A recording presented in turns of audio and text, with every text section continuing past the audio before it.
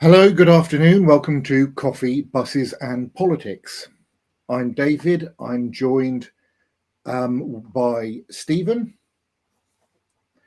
Hi. and by Martin. Hi. So we're going to talk about a few things this evening around the A141 consultation that's going on, around the South Cambs consultation and Cambridge City consultation that's going on, and other things. Obviously, I think the thing that everybody is talking about this evening is the tragic incident, attack on a train, and the train had left Peterborough and stopped at Huntingdon, or was stopped at Huntingdon.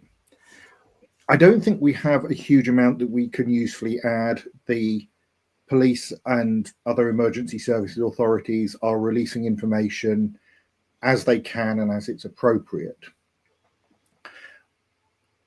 We're going to mention a little bit in a minute about some of the sort of impacts around it in terms of how it's being discussed on social media and so on.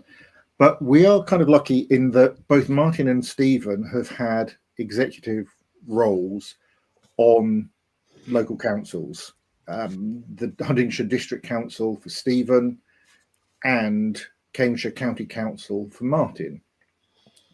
And while when something like this happens, it's the police or the emergency services who lead, councils are providing support. We thought it would be useful, or I thought it would be useful, to talk a bit about what councils do when there's an emergency like this. So, I don't know, have either of you had anything like this while you were on councils, or while you have been on councils? Not like this. I mean, I was lead member for children, and we dealt with quite a few serious case reviews. Slightly different scenario with a serious case review because you get a planned lead into the publication, but because serious case reviews are multi-agency, the comms elements of it were really important, and making sure that you've got your comms tight with with the police, with the health system, and anybody else that's involved. I think is probably very relevant and similar. The difference here is you've got a scenario that's moving all the time, and so it's much harder to make sure you get your comms pinned down. And there have been, I'm not going to focus on them, but there have been a couple of examples of that I've seen today where the left hand and the right hand are not really pulling together, but they're relatively minor, and to a certain extent it all irons out anyway.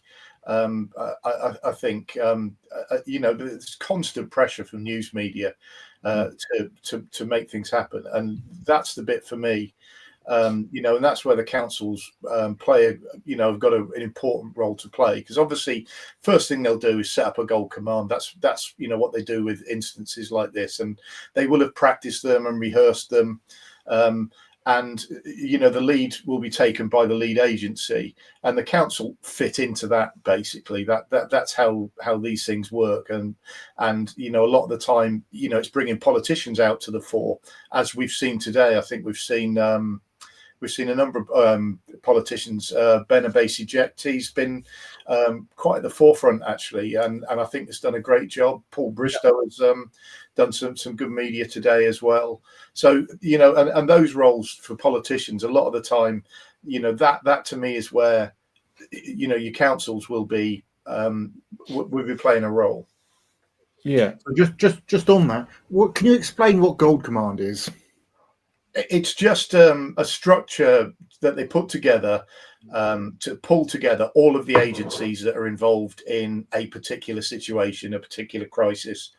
And the idea behind it, I mean, this might be outdated a little bit, but from my thing is the organisation that takes the lead is the one that is seen as the lead organisation for the event, and then they pull in whichever agencies they need, and it's basically the leadership from those organisations that's pulled in. So this one, because it's quite complex, so obviously police taking the lead. but you've got Cambridgeshire Police, you've got Transport, the British Transport Police as well. Then you'll have the council involved. Ambulance services would have been involved, and it's basically it's the hierarchical structure, and that is the top of the structure basically. And initially there was also counter-terrorism police involved as well, but they were later stood down, I think, when it became clear that it probably wasn't a terrorist incident. Yeah, I saw on Sky they said they might keep them involved because of their expertise. So actually, it's part of. I have a massive portfolio as a district councillor, executive district councillor, and one of the things on my portfolio is emergency response. And district council was very involved last night, or in being involved in that Gold Command, so coordinating with the other authorities. But I think one of the things that the district council did immediately, so Sarah Conboy, who's the leader of the council, and I think John Taylor, who was the officer on duty last night, both sat on that in those Gold Command meetings. And one of the things that district council is responsible for is kind of refuge centres. And so I think last night, working with the British Red Cross, they made Huntingdon One Leisure was established as a rest centre for taking people to people who were injured in the crisis or involved in the crisis too. And so that was open for a while. I'm not sure how many patients it took, but it was ready in case they needed it to. We do, and we practice these things and rehearse these things, and there's various kind of dry runs of incidents. Most of the time we talk about in the context of flooding, because that's the thing that that we think about most, and so all of the some of the One Leisure centres are available as these kind of rest centres if we need them. But I think an important role as well is that district councillors and councillors tend to be well connected in their communities, and I think it's just a cascade of information down from the leadership down into our communities, and sometimes call for calm, because as we're going to discuss, I think sometimes there's a fair amount, understandably a fair amount of hysteria involved in incidents like this, because it's incredibly upsetting. And last night I was trying to get home from Peterborough at 9 o'clock last night and tried to get on a train. To be told that the train wasn't going to stop at Huntingdon originally, which was weird because I've never seen that happen before. And then, minutes later, they cancelled the train. So I jumped on a taxi and the Uber back from Peterborough, which was very lucky, and got home safely. But yeah, it was really upsetting, and you can see people were upset, and who wouldn't be upset, because we're all in those situations, aren't we, on trains and public transport from time to time, and it's difficult. It's not difficult to imagine yourself being in that situation. So it's really. I mean, that's the bit for me as an individual. That's what I kept thinking about. Is for me, how often do I go into London on a Saturday night to go to a gig? And that. And so it's really, really easy to put yourself in that scenario, and it's horrific. And there'd have been people, at that time of day, I would imagine, with young kids and things like that, and that's been, terrifying. I can't imagine, being in a situation like that with my grandchildren or something like that. It's horrible. So I think there was 10 or 11 people injured, as far as I've seen. Some of which have been discharged, some of whom are still seriously ill. So obviously it's awful for those people, but I'm sure lots of other people witnessed it as well who'll be suffering trauma. And of course, all the first responders, everybody's involved with this. It's a really difficult situation, isn't it? So I did a media interview at the station earlier today, and I'd never seen before a police chaplain, but there was a police chaplain there. I just saw he was going around and talking to police who were there inside the cordon, I guess, to offer sort of some support and comfort. But yeah, it's a yeah. That communication piece is really important as well, though, isn't it? Because I mean, in this world of 24-hour news and social media, the really obviously the whole incident is really distressing, but some of the social media responses to it I find also upsetting as well, and people jumping to conclusions, false rumors spreading like wildfire. I found that all really difficult, and also the way that people were framing it as if it was some issue with Huntingdon, when of course we subsequently found out the train wasn't bound for Huntingdon, didn't have Huntingdon passengers on it, was a London train, and happened to stop in Huntingdon in an emergency. And so, yeah, some of the commentary on social media, and so being sort of community leader, I know David and I both run quite big Facebook groups. That's been quite a difficult job as well, isn't it? Trying to deal with.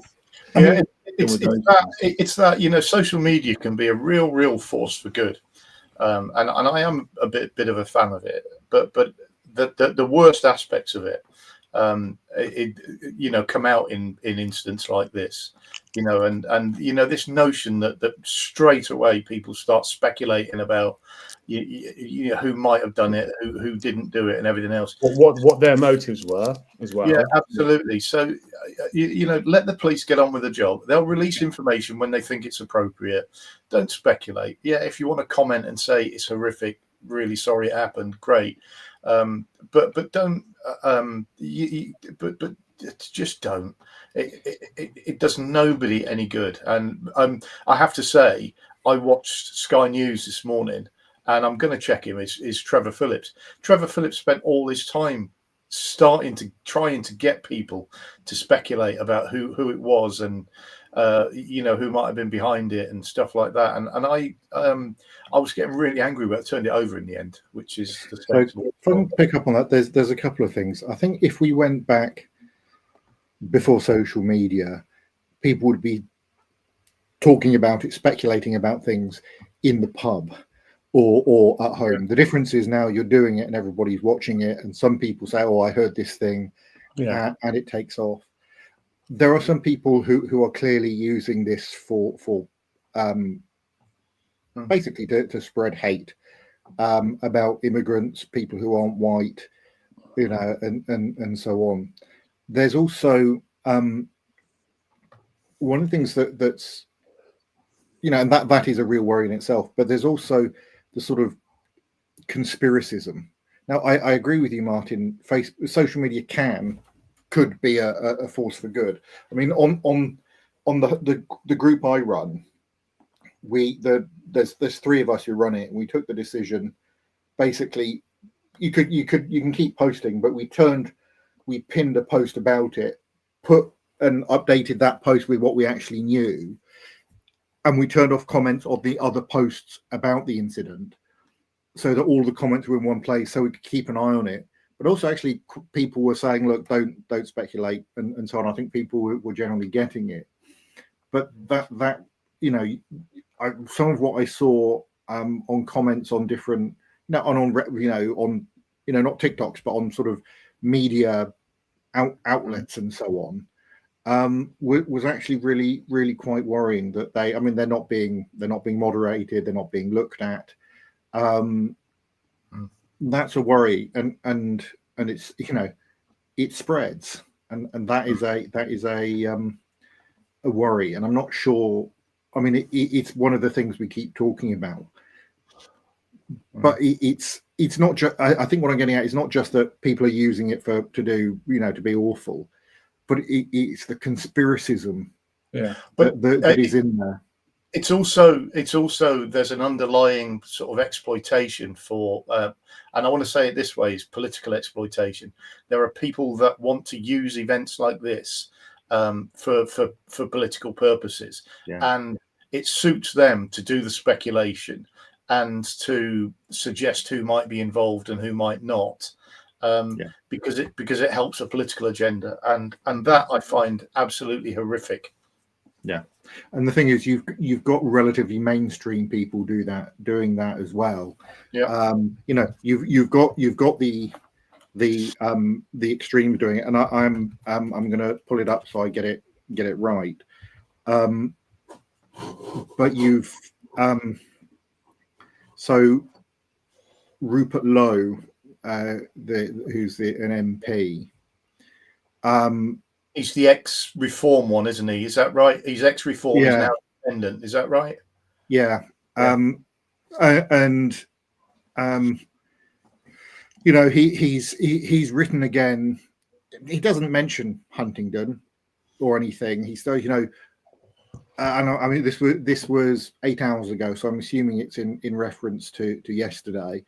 But he puts in, legitimate criticism must not be shut down as Islamophobia, And it's like, well, it's got, you know, we don't know what the, you know, why this happened and so on. But that's exactly my point. That they're making assumptions, and they're not necessarily, and this is where some of them are very clever. They're not necessarily saying it was Islam or whatever. Yeah. They're not doing that. They're just, but they're hinting as close as they can, and that's the bit that's really unhelpful. And using it for political gain, I think it's disgraceful. Is reality. Yeah, and I mean, I think the only thing we can do is sort of hopefully try to call it out and keep getting people, you know, as far as possible, getting people to look at stuff that's out there that's reliable. Once you know, we will know more in due course. I was thinking, of course, they take time. You know, they have to notify. You know, there'll be people notifying families and so on. The thing is, there's some information they may not want to put out yet because we would expect there to be a court case. Absolutely. And yeah, it's not only social media though; it's also the mainstream media. Because I think 7 years ago, 7 years ago, it's not that long ago, maybe 5 or 6 years ago, when I was first mayor of St Neots, there was a house fire. In which a lady called Jade had to jump from a third floor window to save her life, and both of her children perished, Isaac and Sienna. And I end up in front of the TV cameras next morning, you know, and she heard me inside. I've become friends with her subsequently as well, just talking about how awful it was. But as soon as I started that interview, I was doorstepped by journalists from The Sun and from the Daily Mail who were trying to get me to reveal, you know, what the cause, if I'd heard of, there was a Christmas tree had started the fire and all that kind of nastiness. So it's not only social media. Sometimes the media's got an agenda, haven't they? They want likes, hits, papers as well, and that's you know, not, and that's quite distasteful as well sometimes. We talked about, you know, people using this for political benefit. You mentioned him before. Big shout out again to the Huntingdon MP Ben Abisi-Jekti, who I think, you know, was very statesmanlike in his statements in front of on the news as usual, and did a really good job of being, you know, leader of the community, I think, and showing all of our concerns. So I was really impressed by him again when I saw him on TV. Absolutely. Yeah.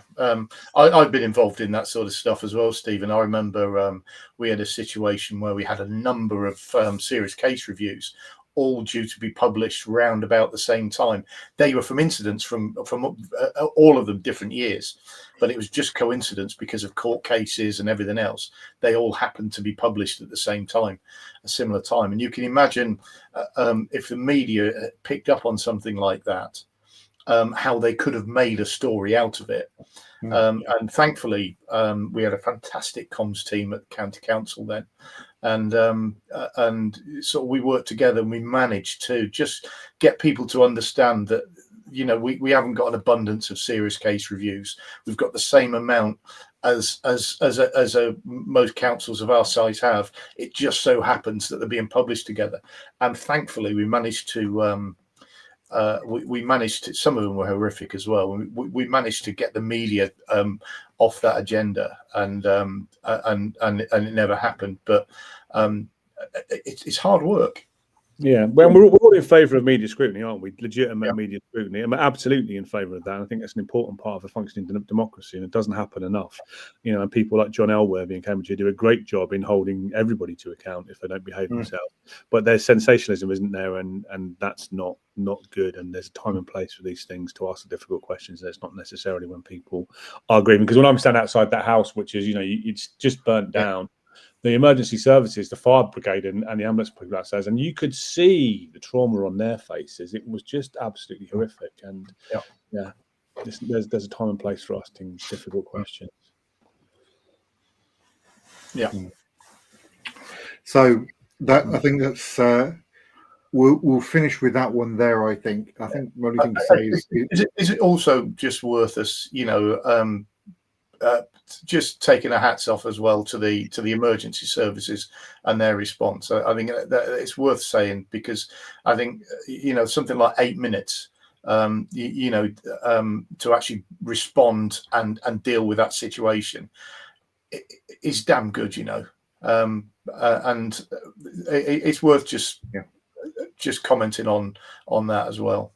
Yeah, Yeah. and the railway operatives as well, who did a good job of getting. I understand that I was lucky. I jumped in an Uber. My mate was going back to London, got as far as St Neots, and they got him. I didn't expect he was going to get home, but they got him on a train southbound. So people did manage to get home last night, and it's very traumatic. There's lots of those guys and girls would have been, you know, involved in horrible circumstances quite regularly, often on the railway as well. And it's that's their livelihoods as well. And so there's lots of people. Red Cross were involved. Council officers, anybody who was touched by this, we have lots of sympathy for, and we're very, very thankful for you doing your jobs. Yeah, agree. Yeah, absolutely. I mean, and it's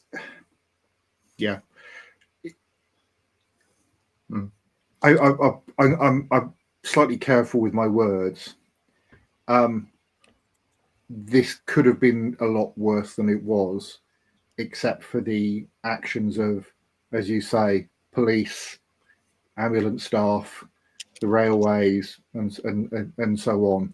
As you said, and a few very brave individuals on the train. Yes, as well. But absolutely, yes, that's right. Shall we move on? I think it's probably sensible. Yeah. So we were going to talk about. Well, I wanted to talk about the A141. So there's a consultation on at the moment for the A141. Is the A141 and St Ives improvement study, and I will post the link in the chat.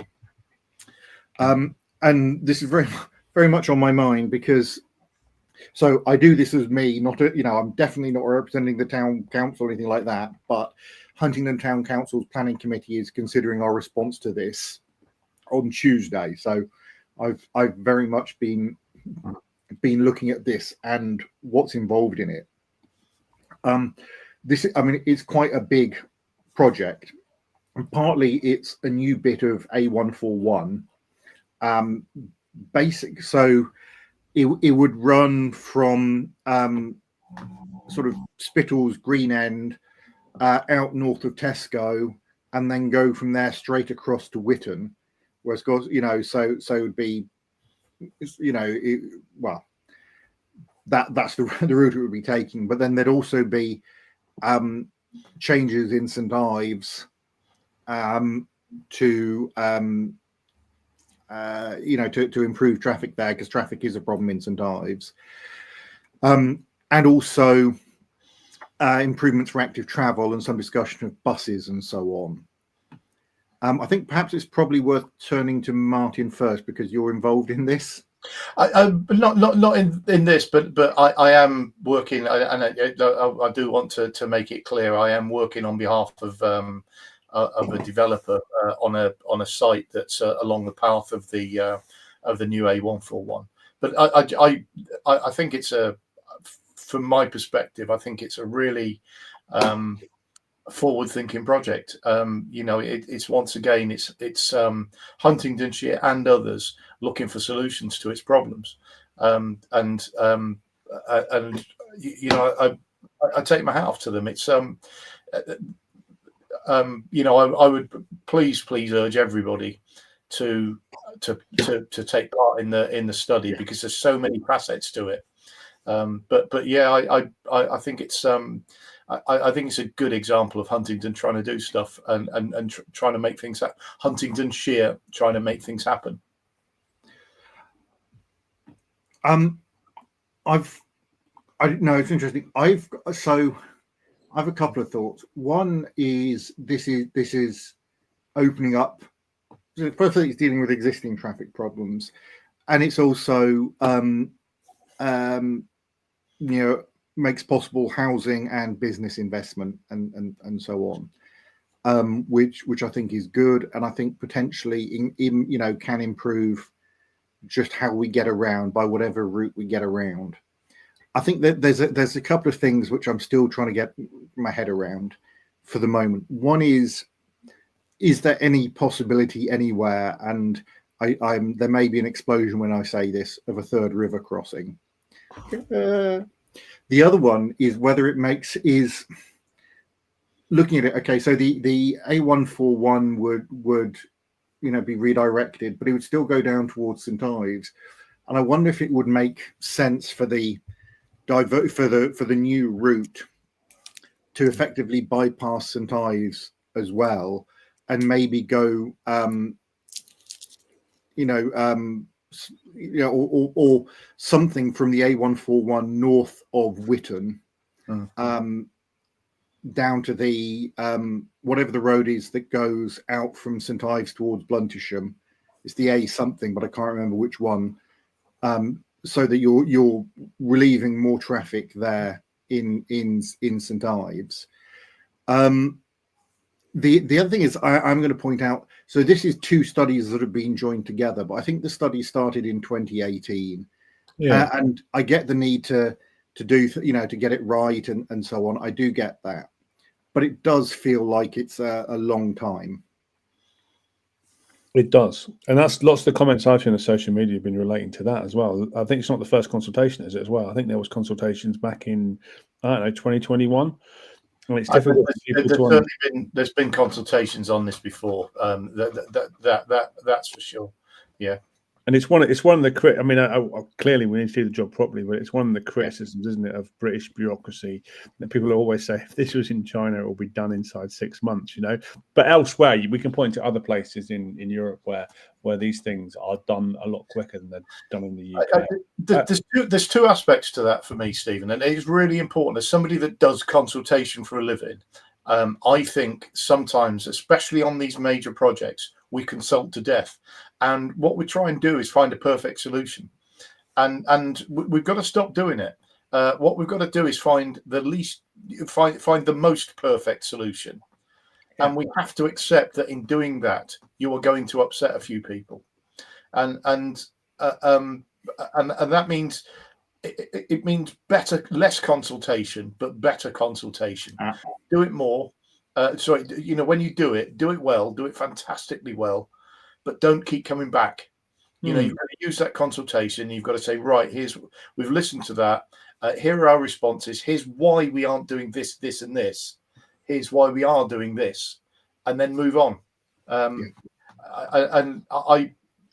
especially on big projects, we just do it to death. And there are some people in my industry, I've got to watch what I say here, in my view, that are very, very good at over consulting because they make money out of it. Not on housing projects necessarily, but I do think on the major infrastructure projects. So I think you said something really interesting there. There's no solution is going to be. You can't do anything without making someone worse off. No, you're never in that sort of Pareto optimum situation. I'll give you an example of one where this is the infamous Kingsdyke crossing. Right, there was some consultation about the route for Kingsdyke crossing before it was actually built and turned into what it has turned into, and inevitably, some of the people that were close to the route, and one individual in particular, made a bit of a noise with councillors about the impact on their property. And he contacted me and was nice enough, but a bit aggressive about it. And I just said to him, look, I do understand, and I understand it impacts on you. It's not, I'm not happy about it, but I have to sit and look at what is right for a town, and the whole population of Whittlesea. And I have to say that, it's not perfect, but that does mean that something that, one individual is going to have to suffer. Yeah. And trying to make that point that, you can't make an omelette without breaking eggs, I suppose, is the relevant phrase. And I do wonder if we've got ourselves into a position where this, and maybe this is around the sort of language we have around rights and so on, and how people, the various discussions we have about all sorts of things, where, if, say you can't do anything that negatively affects anyone without going through, very long processes, and sometimes it might be easier to just say, look, this is what we've got to do. I think there's also an issue with, and this goes back to local government reform, a single body being responsible for something, but let's leave that one aside. It's that I think is, and that's a broader problem. I wonder if we fed it by doing lots of consultations. The other thing is, I will say, lots of consultations that aren't always tremendously useful, and sometimes I think there is a need for people to be willing to take a political hit. Mm-hmm. Yeah, well, that's about community leadership, and I have a big bugbear about it, that too many politicians nowadays are not community leaders, and they're community followers, and I find it quite I find that quite difficult. Part of being a community leader is about saying, look, we've got to go ahead, we've got to do this. I hear you and I understand what you're saying, but we've got to do it, and this is why. And this is where I think social media has a really important role to play. I think I might have said it on this podcast before, but my view is it's never been easier for a politician to justify their actions and their approaches to certain things. And that's where social media, has an excellent role to play. But just trying to find the perfect solution so you won't upset 2 or 3 people, it's just not a sensible way forward. There's an issue that I've got, a very local one around Essex Road, and it's basically what to do with garages. And it's like it's how do you improve parking on there? And there is, you can leave things as they are, which nobody is happy about. But anything you do to improve try to improve the situation overall will upset someone. Yeah. Yeah, inevitably it will, and I think if you look at the cost overruns with HS2, just if you want to go beyond, a lot of that is to do with it. Building tunnels where we shouldn't have built tunnels is a perfect example. Well, yeah, I mean, and obviously we've got at the moment we've got the Thames Crossing, the second Thames Crossing, which runs to, it's like 300,000 pages of nobody's read that. It's meaningless apart from that. It's over £1 billion just on consultation. What's the point? At that point, the consultation isn't working. No, I agree. You've got a document like that, sorry, excuse my hands, God, shocking. That's because I've been using felt adhesive. So,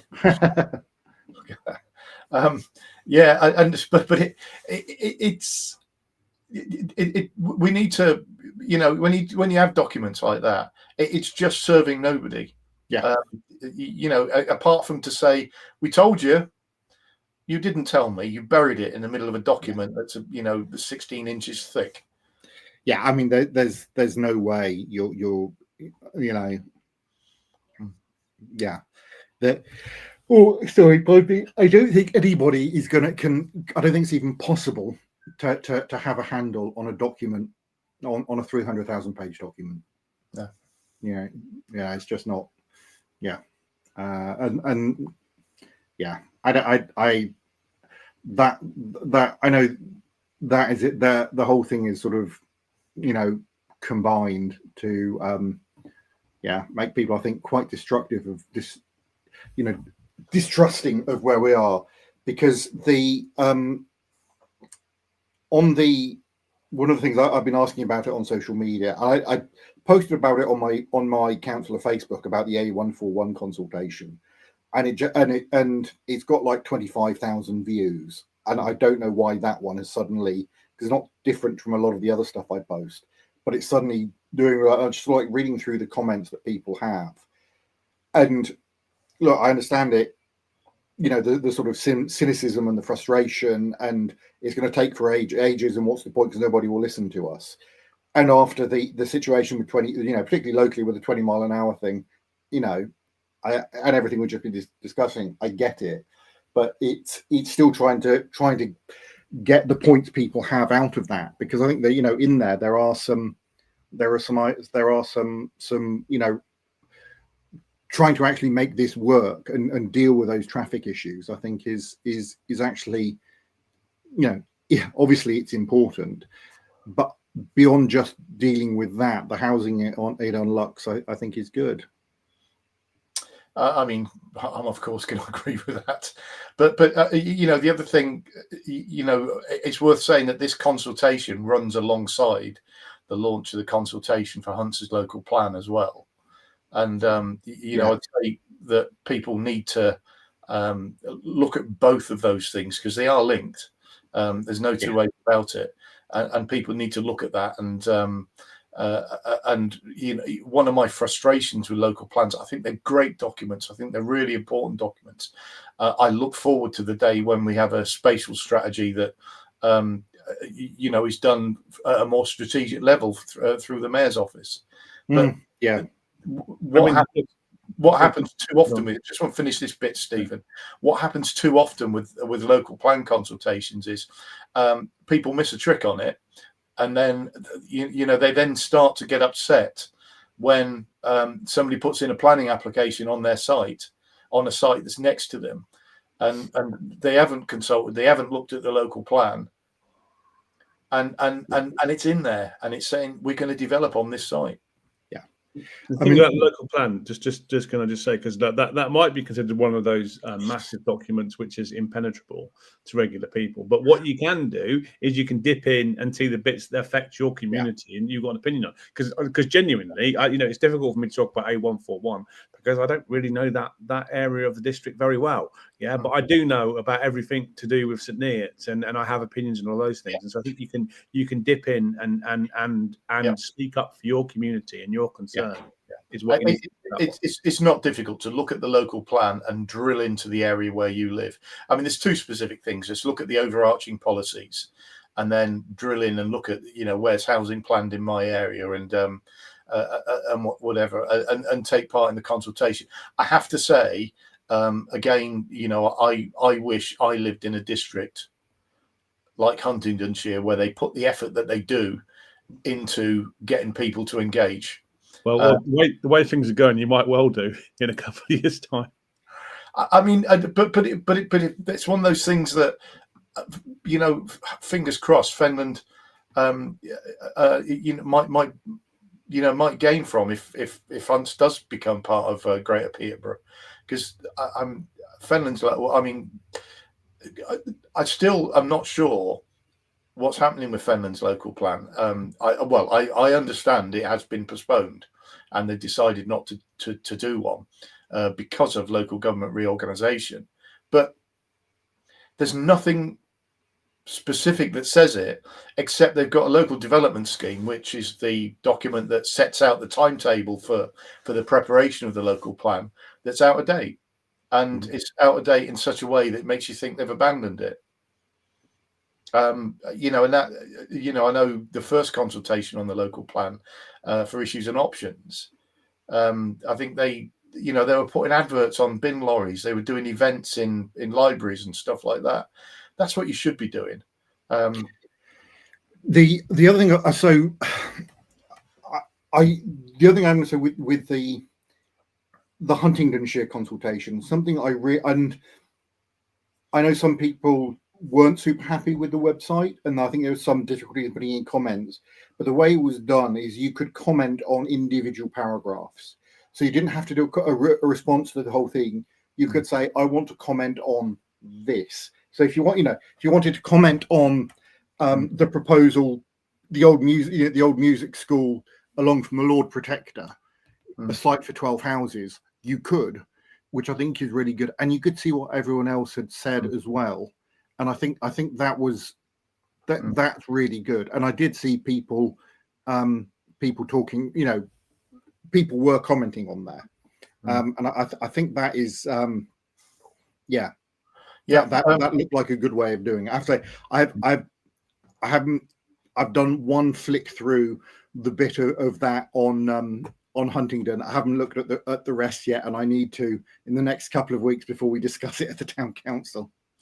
Yeah, it's but that, I mean, there's a point, you know, to me about consultation being done well, and I do think Hunts do it well. They certainly have done, I think, so far the local plan very well. But also the documents that underpin the local plan. I think I've said this before. The Huntingdonshire Futures document, I think it's such a good document. So I think it's the best of that type of best place strategy that I've seen. But you know, that's the sort of thing we need to do. We need to do things well, let people comment on it where it is appropriate, listen to people, and where it isn't appropriate, explain why. And I think that explanation, because the explanation is important. Yeah. And that's somewhere I know on a couple of things, like the garages thing. That's I haven't done that as well as I should have done, and sort of explain, look, this is the why, and so on. This is why we're doing it. And you know, there are some people who will never be happy, but for the most part, people might not be happy with it. But if you explain it, they will just go like, okay, this may not be what I want, but I get it, and that's really good. Quite often people just want to have their say, don't they? And want to be listened to. So it's important. It's worth saying while we're talking about Huntingdonshire's local plan, it's worth saying that the Greater Cambridge local plan is with councillors at the moment and ready to put out to consultation. Again, quite an ambitious plan in terms of housing and in terms of business growth, which is what you should expect from Greater Cambridge, to be fair. And it's part of the reason why Huntingdon would be a good match for Greater Cambridge. But you know, and they focus on the right sort of issues, but it's a lot of housing growth in there. So they're talking about 50,000 homes between 2024 and 2045. You know, that's pretty significant. It is, but I keep going on this. We need the housing, you know, as a country, and I get the local concerns. You know, people are like, well, why does it have to be built here? And so on. And, you know, there are things we could do to mitigate it, like making sure that the sort of services that go with it, like schools and hospitals and so on, schools and GPs and dentists, happen at the same time. Not, you know, there are, you know, it could be done better. Yeah, and councillors need to own that a little bit better as well. And this is something I feel really strongly about. You know, with infrastructure, councillors need to be more explicit in saying that infrastructure is planned for that development. You know, these big developments, you know, they do come along with new schools, new GP surgeries very often, new little village centres, stuff like that. And councillors very often won't talk about it, and it's an issue. I did. I think I might again. This might be a repetition, but I did. This is Hertfordshire, not Cambridgeshire. But I went to an AGM not long after. It was the first one after the last sort of all-out district elections, and I went and sat at this AGM, and there was a change in the ruling group at that council, and they showed a video of everything that had been achieved during the previous council at the AGM, and almost every single thing on the video that was new had been developed and put in place by developer funding, and you know, through Section 106. Yeah, and there was no mention of that at all. Just a council going, look how great we are, look what we've done. Yeah, that's important though, isn't it? Because actually that's part of the quid pro quo of accepting development in your community, is getting Section 106 money and SIL money and getting the infrastructure. And quite often you see the comments on the local plan or any new housing development saying, oh, what about infrastructure? Well, people don't understand that infrastructure only ever comes these days through development and money from developers, doesn't it? It's very, very rarely you're going to get any money outside of that to build new roads and new hospitals and new schools and things. Yeah. I've just put this up that Kerry's put because it's important.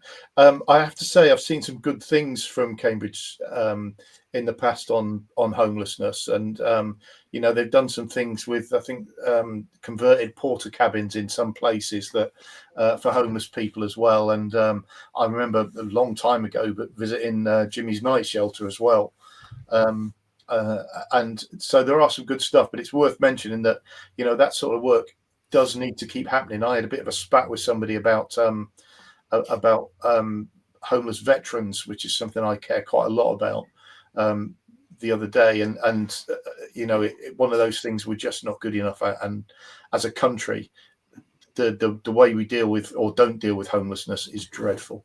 Yeah, and I mean, Kerry won't mention this, but she came to talk to the district council at our last meeting and asked me a question. And you know, she's somebody who's left the care system, has found herself homeless on a number of occasions as well. So she's a passionate advocate for those rights, and we don't do well enough for lots of those communities, do we? Veterans, people from the care system, people who slip into homelessness, it's not good enough. And so I'd welcome that research from Cambridge City Council. And one of the things for me is just you know, with the vets thing, people don't understand quite how complex it is.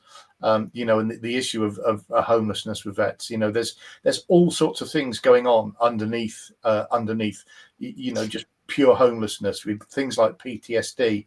The fact that, you know, that they're really struggling to adjust to life outside of the military, and the comradeship and everything that goes on.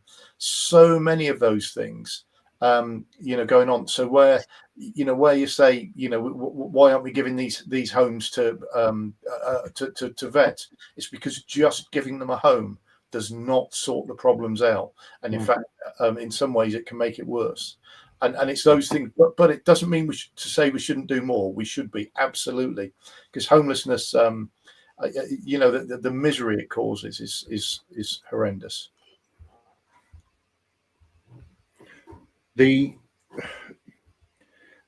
It's also a difficult one, because I mean, like you, Martin, you know vastly more about this than I do. Yes, absolutely, we should be supporting homeless veterans. No, you know, no ifs or buts. But it's also not just veterans; it's homelessness in general. We should find homelessness unacceptable, and especially people living on the streets. We should just straight away just say, not just talk about it. We should just say it's unacceptable. We did a fantastic amount during lockdown to deal with homelessness, and to get people actually off the streets. We should be doing that all the time. It shouldn't take lockdown to do it. We should be doing it now. Yeah, sorry. That's sort of where I was going. Is that the thing is, this is something that, okay, unusual circumstances, but we did, and you know, we could. It's very complicated though. So again, in my massive portfolio, one of the things I'm responsible for is operational housing and homelessness as well. And I talk regularly with the John Collin and the team that deal with homelessness, and we track the statistics every month. You know, we've got like a baseline number of people. The difficulty can be is that we can put people into temporary accommodation, but we're very reliant on house building, to bring properties online in the social sector to move those people onto as well. And so that's a big struggle for us quite often, because we don't have an enormous amount we have some control and we have some influence, but if we're not building enough social housing, then we can't move people on from, you know, we can move them from homelessness to temporary accommodation, which is, you know, it's a step up, but it's not always ideal. We can't move them to having permanent places to live if there isn't enough houses being built. And it comes down to this local plan. It comes down to having a sustainable housing supply.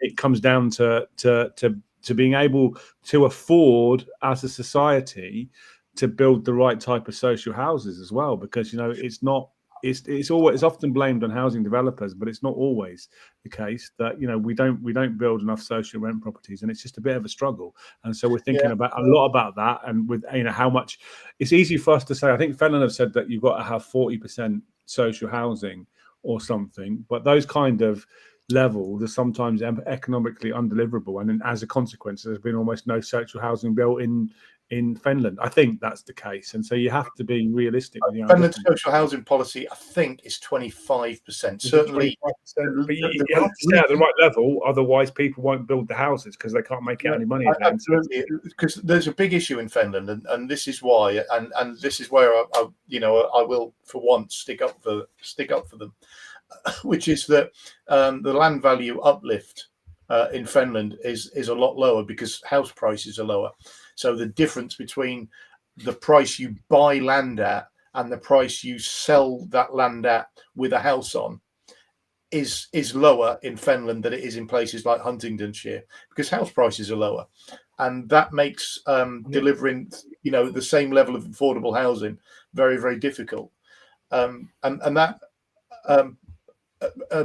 it is tough. I can't remember whether it is 25% or whether the draft local plan that seems to have been abandoned had 25% in it and it's 15%. I really can't remember, but I want to go back and just say bed and breakfast accommodation as well, which is where a lot of homeless people are, for families is absolutely awful. And also, it's a huge. I mean, Takari said it here, but it costs lots and lots of money, for district councils as well, because the government gives district councils some money back, but it's capped at a certain rate because they want to encourage district councils to move people out of temporary accommodation. And so that's a huge, it's obviously there's the personal risk. We don't want people in temporary accommodation or in the streets, but we suddenly, because of economic situations or social situations, we can't afford to have lots and lots of people in temporary accommodation because the bill is enormous. It's one of those big financial risks that could really dent a district council or a unitary authority going forward. So those things are big concerns. I'm going to push back on that a little bit, Stephen.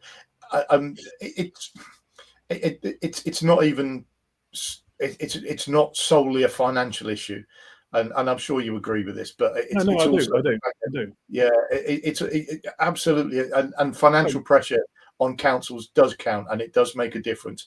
But nobody needs to be living in temporary accommodation. It's not good enough. Like I said before, it's like a step up. Yeah, it's not as bad as being homeless. Yeah, but it's very different than living in your own stable environment where you can cook for yourself, you can look after yourself, you can move on. And so that's always the ambition. But that journey is always really quite difficult, I think. Yeah.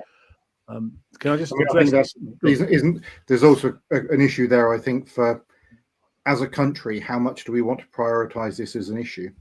Yeah, I mean, here's another good question as well. It's framed at Alex, who isn't here, but obviously it's come from her Facebook account.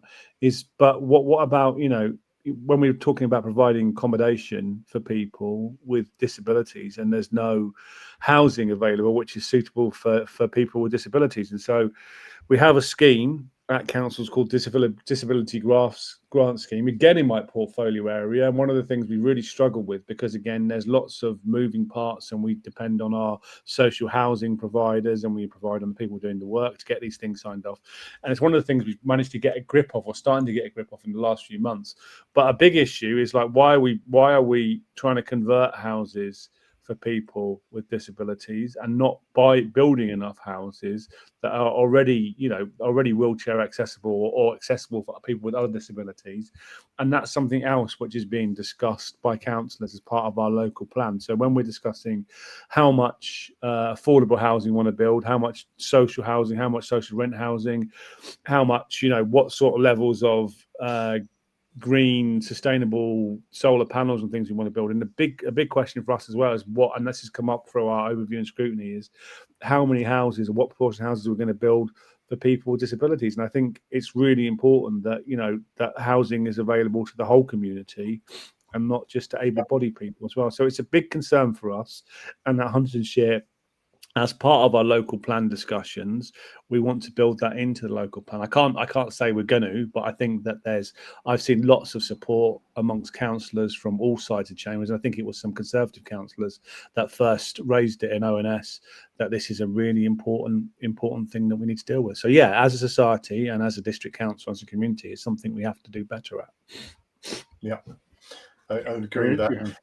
Is it worth drifting on to something that's related to Hunt's local plan, which is this Project Fairfax, and also related to the local government reorganisation as well, I think. I think it's one of the motivating factors for the new option E, which is in favour, which is a hunts only local authority or unitary authority. And I think part of the motivation for that is that Project Fairfax is coming along now and is going to change the economic outlook for areas of Huntingdonshire dramatically, I think, and also our Mountain Grove. Do you want to describe briefly what it is, Martin?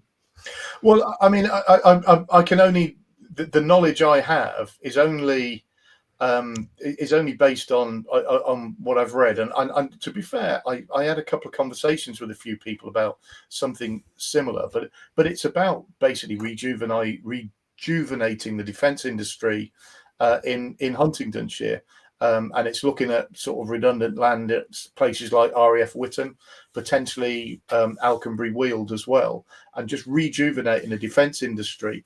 But it's the defence, I think, the defence intelligence industry, because we know a basic level, it's not basic level at all, but we know that Witton has got, a significant intelligence foundation to what's at the RAF base, and similar at Molesworth, which is where the American Air Force are, and what it's doing is building that, and from where I see it, preparing us for what the defence industry to do things that the defence industry seriously needs, around technology and intelligence, because that's where, being blunt about it, the wars of the future are going to be fought.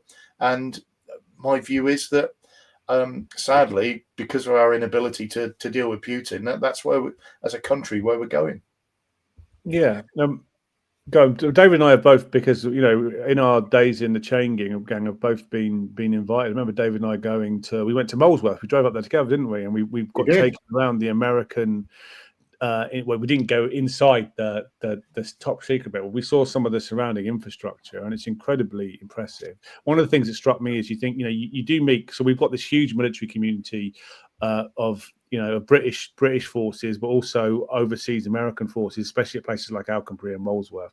And you assume that these people are going to be gung ho soldiers, and the number of like nerdy IT kids, who have come over from America, computer geeks, basically doing really difficult computing stuff. I was surprised by that, because you assume these people are going to be all ex-military men, gung-ho men like Martin, but they're not always, are they? Some of them are and also you meet lots of civilians who are involved in those bases and around those bases. And I think the intention is to be a hub, a national and European and world hub for that kind of intelligence activity, because there's lots of commercial and private sector stuff that surrounds those things, and I think it's a really exciting opportunity. I was going to say, where I used to play Dungeons and Dragons, or actually Pathfinder, was at the house of someone who worked on the airbase, and some of his friends and colleagues from the airbase came. It was like, yes, they're a pretty nerdy contingent. Yeah. Well, I used to work at Witton. I worked at Witton when it was an RAF station, and where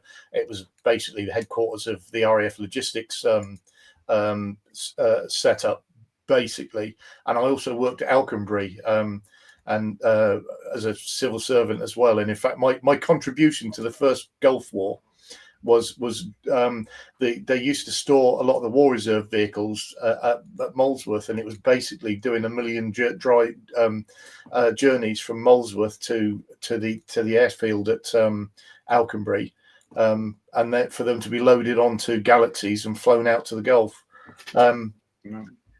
You've also got a NATO joint intelligence fusion center there, and so on. So there's it is mostly the US Air Force, but you've got other NATO partners there as well, because it's I think it's really exciting for Huntingdonshire, for Huntingdonshire. I think it's exciting for Huntingdonshire. I think it recognises something that is a national issue, which is that the nature of how we're fighting and doing war is changing. But what it also does for me, and this is why I think the point that Stephen made at the start about the impact of this on local government reorganisation is important, because it's no point having those things there at Witton and and wherever else they are, wherever else they do build them, if you're not going to try and exploit the capability that we have in Cambridge. So I agree. I think the issue that comes up is it makes. So the issue we've been looking at with local government reform is making the finances work. And then realistically, we know that there's only a few places in Cambridgeshire really which are net contributors to the local budget.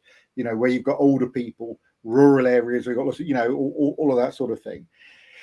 And I wonder how that plays into it, because you could make a case for Huntingdonshire on its own, particularly with Project Fairfax.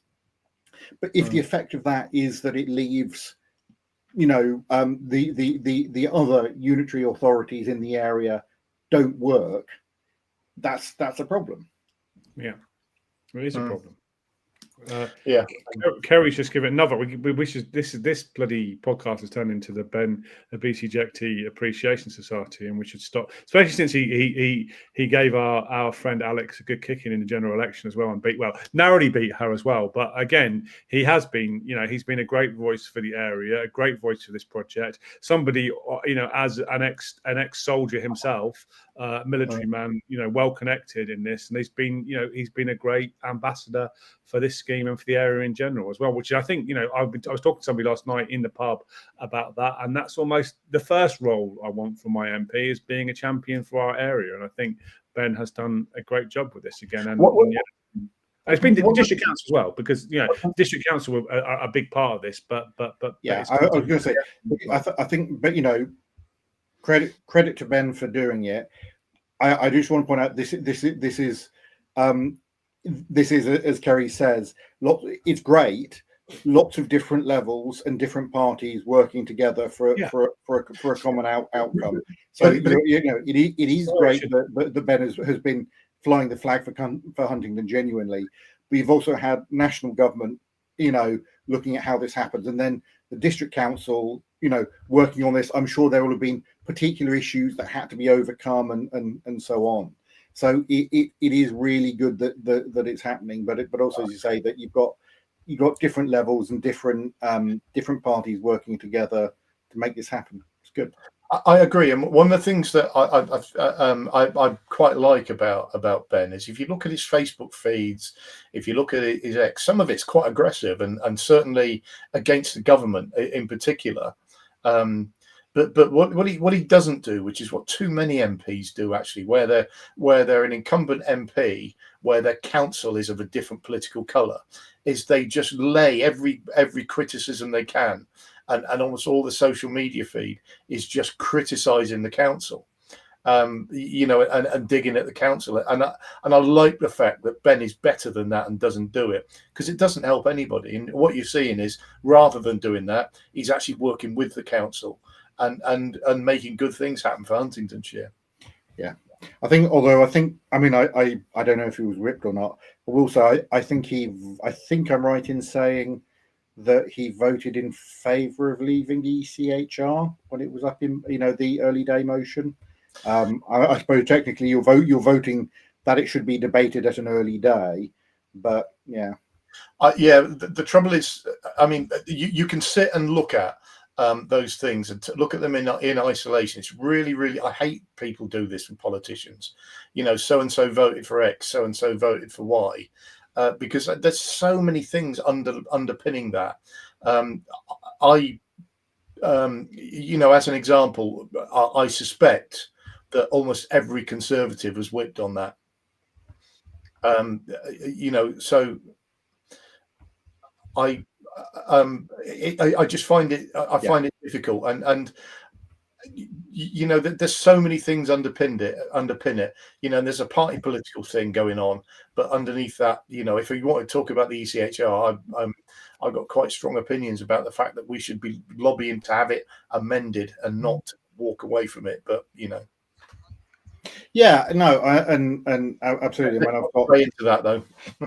Yeah, that was probably one for a different time. And I think I'm right in saying that that Ben is a government whip, is an opposition whip, and so and so on and so forth.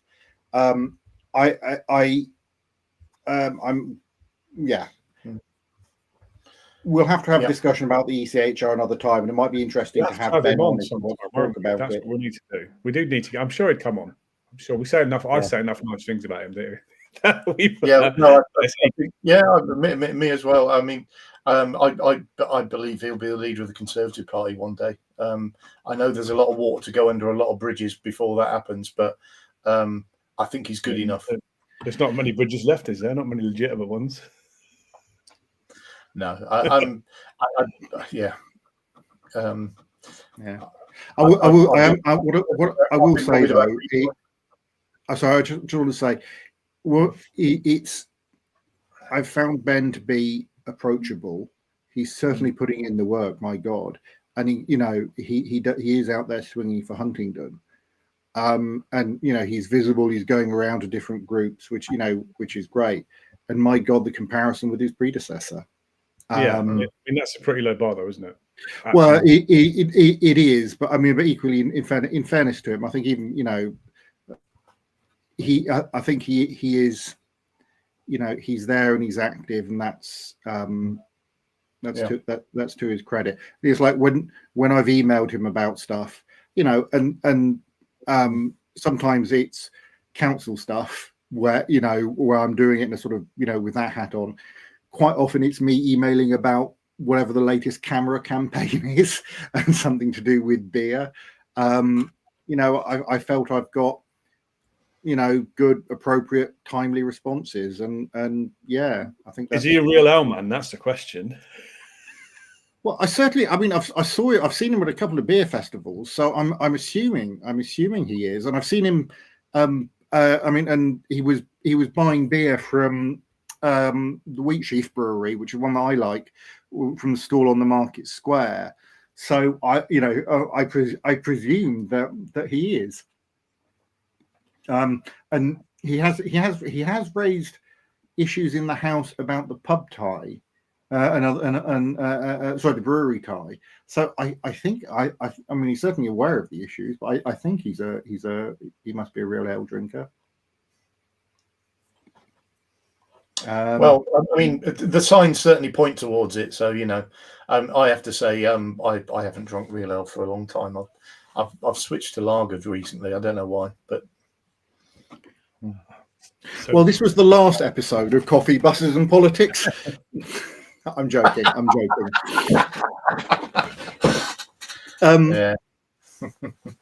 Yeah, I think it's interesting because we've got a lot of developments in the area at the moment, which is really exciting and is a lot of opportunity.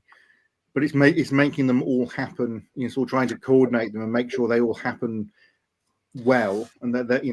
But it is.